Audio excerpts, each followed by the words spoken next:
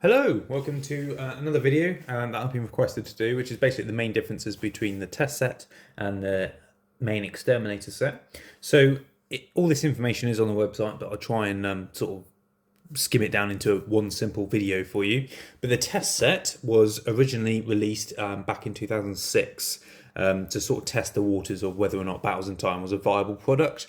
It was released in the southwest area and the Grampian areas only, just for an initial run. They released 6 magazines with the test set packs, just to see how well they'd sell. And at the end of it, 7 magazines. Once the 7th issue came out, they obviously announced that they were doing a main set, and they even offered people who did buy into the test set to either send them the magazines back for a full refund or keep them. They even said in their letters that the test set will be different from the main set, so it would be a sort of unique collector's piece.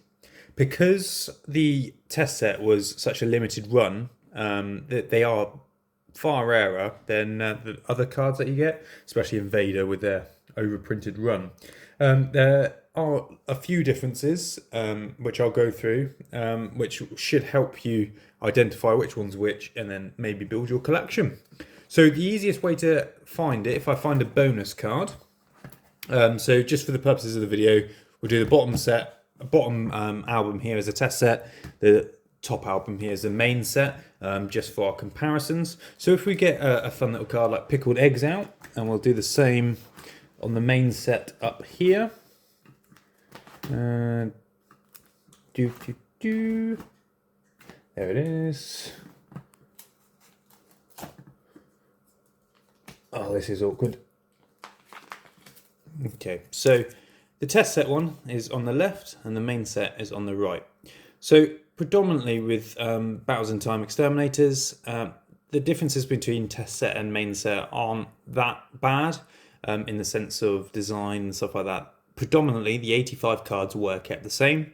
However, there is a couple of cards and a couple of differences that will differentiate them further. The main difference is that on a bonus box, it'll have a generic electric warning symbol if you're on the test set, where they changed it on the main set for this more sort of circular design. On the bottom, they'll have the limit no rarity here, whereas on the main set they will. If we just zoom in here, as you can see here on the test set, it's out of 85, whereas on the main set, it's out of 275. The other difference is that on the back, the main set will be on the top. On the back, you'll have the website on the main set with a small BBC 2006 logo, whereas on the test set, there was no website, and it has BBC 2006 on there. So, except for the rarity symbol and the rarity symbols, there wasn't actually that much in the way of differences with the cards.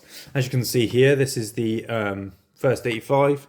If I just move the camera a little bit, as you can see back here, they still follow the same numbered run all the way through to 85. There was a couple of differences regarding the super rares, especially with the wavy foil design. So if we go back here and we try and take out this main set version here, and then the test set version here. The test set, you can see the wavy lines go from left to right or right to left, as you can see there. Whereas on the main set, they go up, down, or vertical. Again, I'm not sure why this was, but yeah, it's a subtle change. That's it only happens with the test set. Every other Battles in Time set used the vertical horizontal lines. Perhaps it just met better with the art, but yeah, there's certainly a better sort of foil with the main set. What you will find with test set is that the print quality on test set cards is, well, far better. I think it's because the limited run, they obviously had a smaller batch to do, so the quality was just that little bit better. But yeah, there isn't much. Another little fact is that the Sycorax was counted as a rare card in the test set. If you actually look at the back of the packs, within those 85, it doesn't actually get counted as a super rare. It gets counted as a rare. Then moving on, there was a couple of design changes. So the first one we'll look at is Harriet Jones.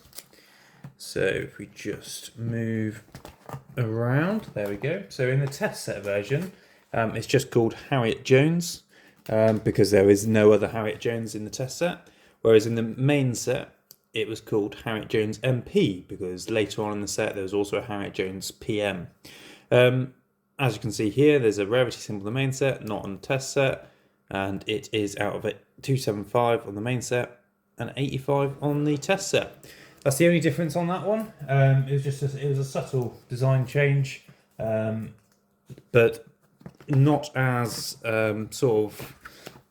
extensive as the Captain Jack cards. Now, if you follow Battles in Time, you'd already know that the Captain Jack card is quite sought after because of the major design change. I believe it's the only card between main set and test set that have a full design change. So the test set Captain Jack is this one, where it depicts him being further back, holding a gun with the Daleks in the background.